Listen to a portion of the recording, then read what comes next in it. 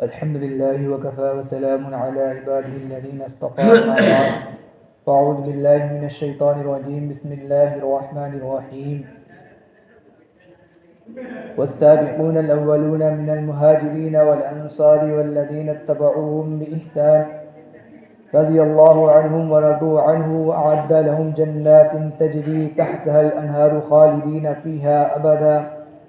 ذلك الفوز العظيم صدق اللہ العلی العظیم۔ میرے محترم بزرگوں اور دوستو، پچھلے جمعے کو آپ حضرات کے سامنے طائف کا واقعہ بیان کیا گیا تھا کہ طائف کا واقعہ کب پیش آیا اور آپ صلی اللہ علیہ وسلم نے طائف کا سفر کب کیا اور طائف والوں نے آپ صلی اللہ علیہ وسلم کے ساتھ کیسا معاملہ کیا، کیا برتاؤ کیا۔ پچھلے جمعے کو یہ باتیں بیان کی گئی تھیں۔ اس جمعے کو انشاءاللہ آپ حضرات کے سامنے انصار صحابہ کے بارے میں اور ان کے اسلام لانے کے بارے میں، حضور پاک صلی اللہ علیہ وسلم کے ہاتھ پر بیعت کرنے کے بارے میں کچھ باتیں پیش کرنے کی کوشش کروں گا۔ اللہ رب العزت سے دعا کریں کہ اللہ تعالیٰ صحیح بات کہنے کی اور ہم سب کو کہنے سننے سے زیادہ عمل کرنے کی توفیق عطا فرمائے۔ مکہ مکرمہ سے تقریباً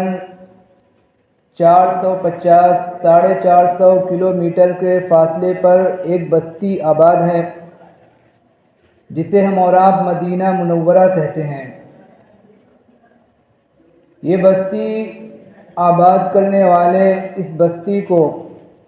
یمن کے 2 قبیلے تھے جن کا نام اوس اور خزرج تھا،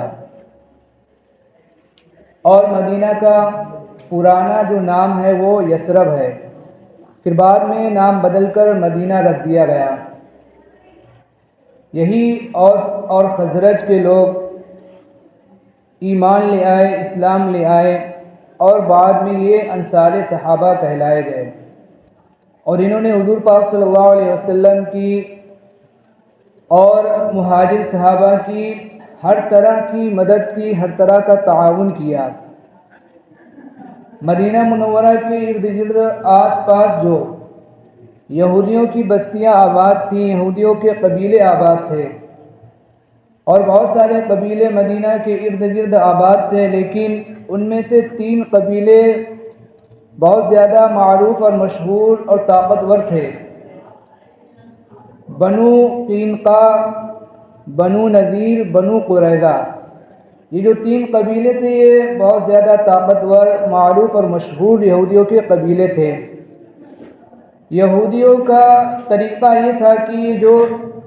لوگوں کو سود پر پیسے دیا کرتے تھے اور اپنی چودراہٹ کو باقی رکھنے کے لیے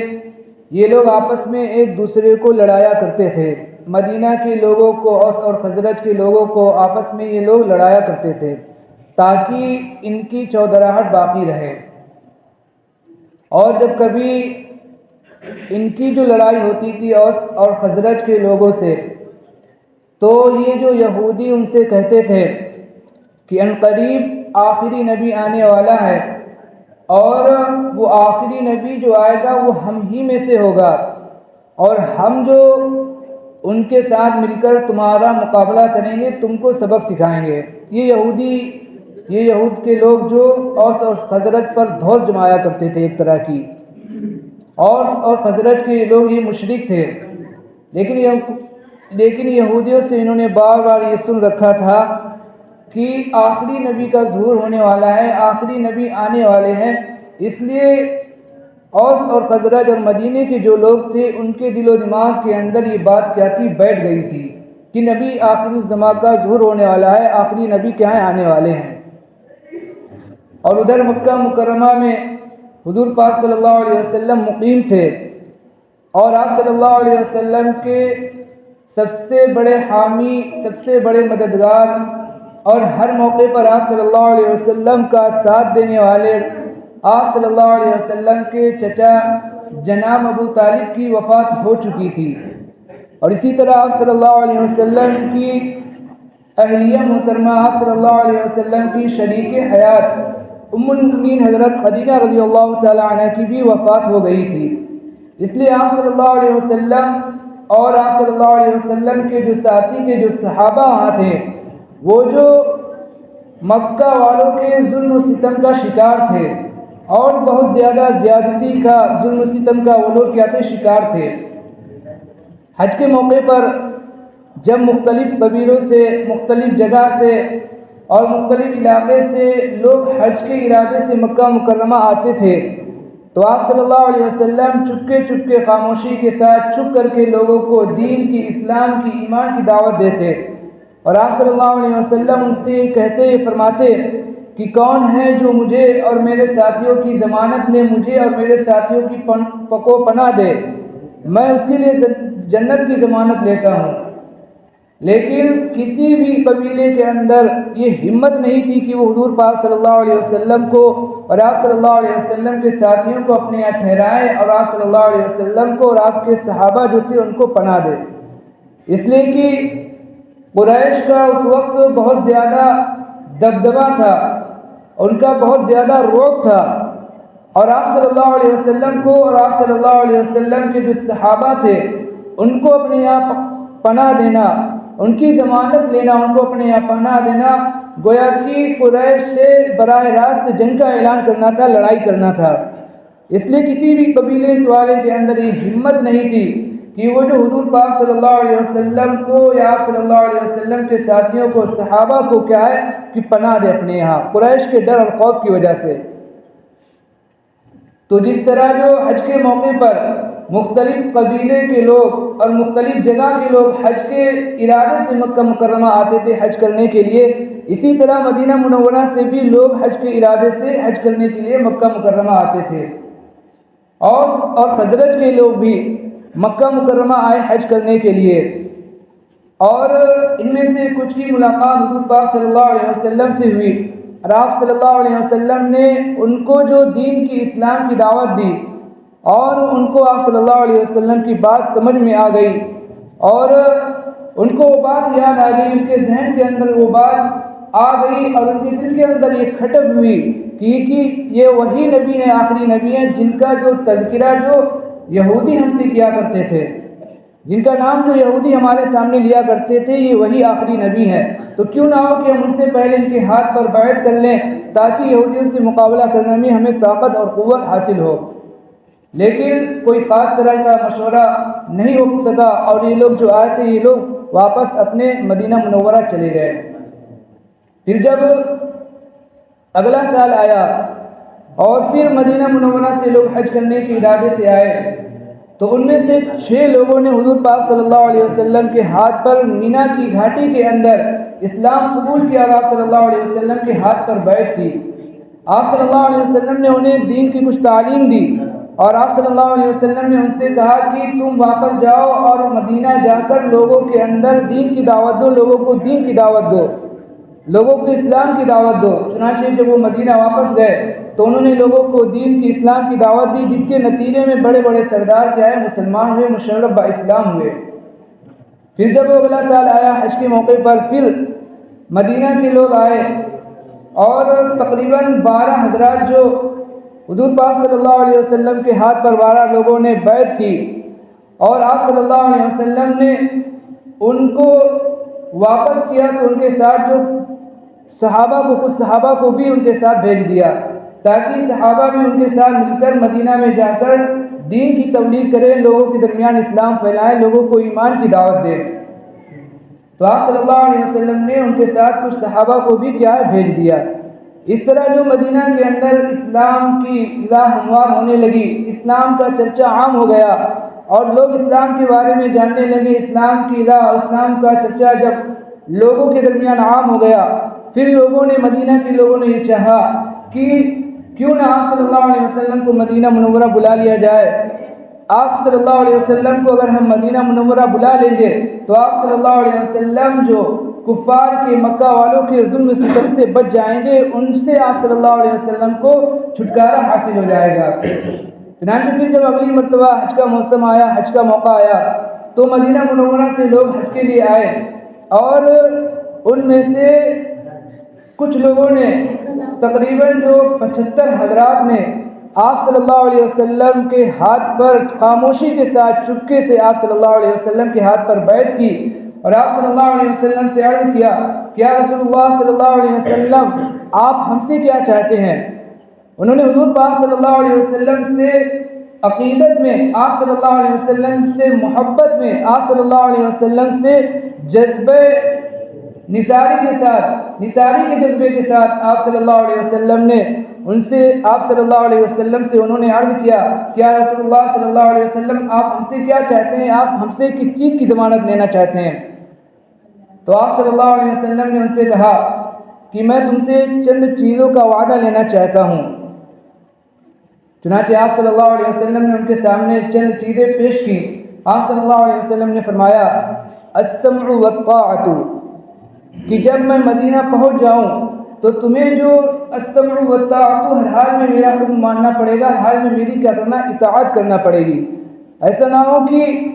کوئی مشکل وقت آئے تو تم میرے حکم کی خلاف ورزی کرو، میرے حکم کی نافرمانی کرو۔ اور آپ صلی اللہ علیہ وسلم نے جو بھی باتیں ان کے سامنے پیش کی، جو بھی باتیں آپ صلی اللہ علیہ وسلم نے ان کے سامنے بیان کی، یہ جو آپ صلی اللہ علیہ وسلم نے اپنے فائدے کے لیے نہیں بیان کی، اپنے فائدے کے لیے ان سے کوئی بات نہیں کی، بلکہ لوگوں کے فائدے کے لیے، ان کے فائدے کے لیے آپ صلی اللہ علیہ وسلم نے ان سے اس طرح کی باتیں کی تاکہ لوگ کیا ہے، دنیا اور آخرت کی بھلائی پانے والے بن جائیں، لوگ دنیا اور آخرت کی کامیابی پانے والے بن جائیں، لوگ دنیا کے اندر بھی کامیاب ہو جائیں اور آخرت کے اندر بھی کامیاب ہو جائے۔ اس وجہ سے آپ صلی اللہ علیہ وسلم نے ان کے سامنے اس طرح کی باتیں رکھی۔ تو آپ صلی اللہ علیہ وسلم نے ان سے کہا کہ السمع والطاعۃ، کہ تمہیں ہر حال میں میری جو اطاعت کرنا ہوگی، میرا حکم ماننا پڑے گا۔ ایسا نہ ہو کہ جب کوئی مشکل موقع آئے تو تم مجھے چھوڑ کر چلے جاؤ، میری نافرمانی کرو، خلاف ورزی کرو۔ اور آپ صلی اللہ علیہ وسلم نے پھر ان سے فرمایا النفقۃ فی العسر والیسر،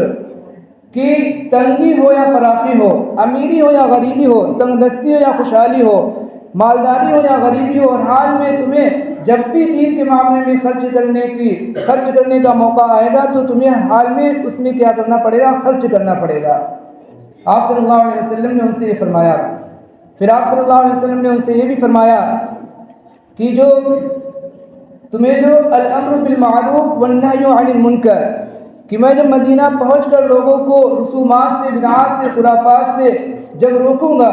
روکنے کی تلقین کروں گا، تو تمہیں ہر حال میں میرا تعاون کرنا پڑے گا، میری مدد نصرت کرنا پڑے گی۔ اور اگر کوئی طعنہ دینے والا طعنہ دے اور کوئی برائی کرنے والا برائی کرے گا تو اس کی طعنہ اور اس کی برائی کی پرواہ کیے بغیر جو تمہیں حق اور سچ بات بولنا پڑے گی۔ اور آپ صلی اللہ علیہ وسلم نے ان سے یہ بھی فرمایا کہ تمہیں جو میری حفاظت کرنا پڑے گی، جس طرح تم اپنے مال کی، اپنے جان کی، اپنے بچوں کی، اپنی بیوی کی حفاظت کرتے ہو، اسی طرح تمہیں ہر حال میں میری بھی کیا کرنا پڑے گی، حفاظت کرنا پڑے گی۔ تو آپ صلی اللہ علیہ وسلم نے ان کے سامنے اس طرح کی باتیں رکھی، اور اس طرح کی باتوں کا آپ صلی اللہ علیہ وسلم نے عہد لیا۔ اور آپ صلی اللہ علیہ وسلم نے جو ان طرح کی باتوں کا جو عہد لیا تھا، یہ آپ صلی اللہ علیہ وسلم نے اپنے نفس کے خاطر نہیں لیا بلکہ دین کے خاطر لیا اور لوگوں کے فائدے کے خاطر لیا، کہ تاکہ لوگ دنیا کے اندر بھی کامیاب ہو جائیں اور لوگ آخرت کی بھی کامیابی پانے والے بن جائیں۔ آپ صلی اللہ علیہ وسلم نے ان سے کہا کہ اگر تم ان باتوں کا عہد کرتے ہو تو میں تمہارے لیے جنت کی ضمانت دیتا ہوں۔ تو جتنے بھی وہ لوگ تھے انہوں نے کہا کہ ہم دل و جان سے آپ صلی اللہ علیہ وسلم کی ان تمام باتوں کو قبول کرتے ہیں۔ ان میں سے ایک جو سردار تھے، ایک صحابہ جو بڑے سردار تھے، اللہ تعالیٰ نے ان کو بڑا جو ایک طرح سے ذہین اور ذہانت عطا کی تھی۔ انہوں نے اپنے ساتھیوں کا جذبہ معلوم کرنے کے لیے کہ ان کے اندر جو جذبہ ہے یہ واقعتاً یہ سچا جذبہ ہے یا نہیں ہے، تو انہوں نے اپنے ساتھیوں سے کہا کہ خوب غور کر لو، خوب سوچ لو، اگر تم حضور پاک صلی اللہ علیہ وسلم کے ہاتھ پر، محمد کے ہاتھ پر اگر ان تمام باتوں پر بیعت کرتے ہو تو یہ بات سوچ لینا کہ جتنے بھی قبیلے کے لوگ ہیں وہ سب کے سب تمہارے خلاف ہو جائیں گے، تم سب سے کیا ہو جاؤ گے، الگ تھلگ ہو جاؤ گے، اور عرب کے لوگ تو کیا ہو جائیں گے، تمہارے دشمن ہو جائیں گے، سارے عرب کے لوگ دشمن ہو جائیں گے، سب لوگ تم سے اپنے ہاتھ کو کھینچ لیں گے اور تم سب سے بالکل الگ تھلگ کٹ کر رہ جاؤ گے۔ اس لیے ابھی موقع ہے، غور کر لو، اگر کچھ پیش کرنا ہے، کچھ عذر پیش کرنا ہے، معذرت پیش کرنا ہے تو ابھی پیش کر دو، ورنہ اگر عہد کر لیا تو عہد کرنے کے بعد پھر اگر تم نے اس طرح کی بات پیش کی تو پھر کیا ہو جائے گی، مشکل ہوگی۔ تو جب انہوں نے اس طرح کی باتیں اپنے ساتھیوں کے سامنے پیش کی تو تمام لوگوں نے کہا کہ ہماری جان، ہمارا مال، ہماری عزت آبرو سب کیا حضور پاک صلی اللہ علیہ وسلم پر قربان ہے، اور ہماری ان تمام چیزوں کی حیثیت حضور پاک صلی اللہ علیہ وسلم کے سامنے کچھ بھی نہیں ہے۔ اس کے نتیجے میں ان کا نام کیا ہو گیا، انصار لقب پڑ گیا، ان کا انصار لقب پڑا اور ان کو انصار کہا جانے لگا۔ آپ صلی اللہ علیہ وسلم نے ان میں سے 12 لوگوں کا انتخاب فرمایا اور ان کا ایک امیر بنایا۔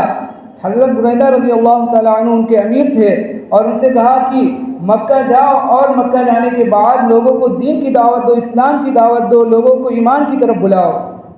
لوگوں کو دین کی دعوت دو، اسلام کی دعوت دو، لوگوں کو ایمان کی طرف بلاؤ۔ آپ صلی اللہ علیہ وسلم نے 12 لوگوں کو منتخب فرمایا اور ان کو یہ کام سپرد کیا۔ بالکل یہ جب باتیں ہو رہی تھیں، رات کے اندھیرے میں، سناٹے میں یہ سب باتیں ہو رہی تھیں اور لوگ اس سے کیا تھے، بے خبر تھے،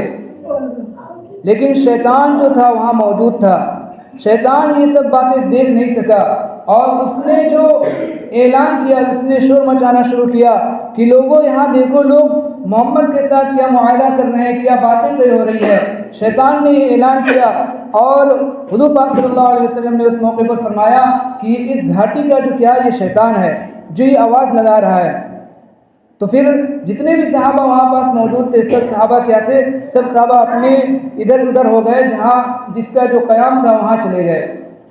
لیکن جو شیطان نے جو آواز لگائی تھی، وہ آواز جو کفار تک، مشرکین مکہ تک پہنچ گئی تھی، اس لیے وہ لوگ آئے اور انہوں نے کہا کہ میرے کان کے اندر اس طرح کی باتیں آئی ہیں، کیا یہ بات سچ ہے؟ چونکہ جو مدینہ منورہ سے جو لوگ آئے تھے،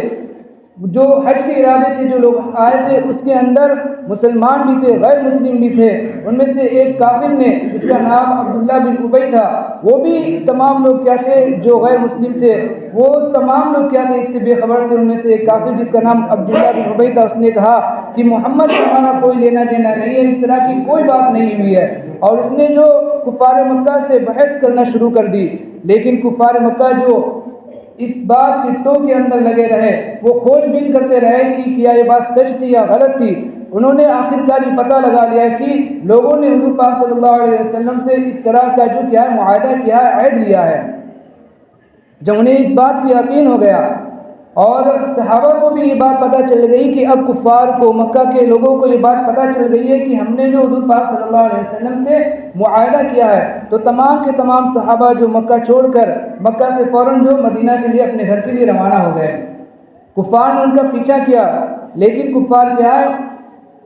صحابہ کو پکڑ نہیں سکے۔ صحابہ کیا ہے، وہ اپنے مکہ کی طرف جا چکے تھے۔ صرف ایک صحابہ کو انہوں نے پکڑ لیا اور انہیں بہت زیادہ اذیت پہنچائی، تکلیفیں پہنچائیں۔ بالآخر ان کو بھی کسی طرح انہوں نے، کفار نے کیا ہے، چھوڑ دیا۔ پھر آپ صلی اللہ علیہ وسلم نے جب اس طرح کا معاہدہ ہو گیا اور تمام کے تمام صحابہ جو یہاں جو عہد کر کے مدینہ منورہ واپس چلے گئے، اور مدینہ منورہ کے اندر کیا ہے کہ اسلام کا اور پر اسلام کی جو زمین ہموار ہو گئی، تو حضور پاک صلی اللہ علیہ وسلم نے جو مکہ کے اندر جو صحابہ موجود تھے ان سے کہا کہ اب اگر کوئی شخص مدینہ منورہ ہجرت کرنا چاہتا ہے، مدینہ منورہ جانا چاہتا ہے، تو میری طرف سے اجازت ہے کہ کیا ہے، وہ اب مدینہ کی ہجرت کر لے۔ جو مدینہ چاہتا ہے، وہ مدینہ منورہ جانا چاہتا ہے، وہ مدینہ منورہ چلا جائے۔ آپ صلی اللہ علیہ وسلم نے لوگوں کو مدینہ منورہ کی ہجرت کی اجازت دے دی۔ تو یہ جو انصار کے بارے میں واقعہ تھے، انصار کے بارے میں کچھ باتیں تھیں کہ آپ صلی اللہ علیہ وسلم کس طرح انہوں نے آپ صلی اللہ علیہ وسلم کے ہاتھ پر اسلام قبول کیا، اور آپ صلی اللہ علیہ وسلم کے ہاتھ پر بیعت کی، اور آپ صلی اللہ علیہ وسلم سے ان کا کیا کیا معاہدہ ہوا، اور کس طرح سے انہوں نے اسلام کا، حضور پاک صلی اللہ علیہ وسلم کا اور صحابہ کا کس طرح ساتھ دیا۔ تو یہ انصار سے متعلق، انصار صحابہ، حضرات انصار صحابہ سے متعلق کچھ باتیں تھیں جو آپ کے سامنے پیش کی گئیں۔ اللہ رب العزت سے دعا کریں کہ اللہ تعالی ہم سب کو بھی حضور پاک صلی اللہ علیہ وسلم سے پکی سچی محبت کرنے والا بنائے۔ اللہ تعالی ہم سب کو کہنے سننے سے زیادہ عمل کرنے کی توفیق عطا فرمائے. آمین. وما علینا الا البلاغ المبین. جنہوں نے سنت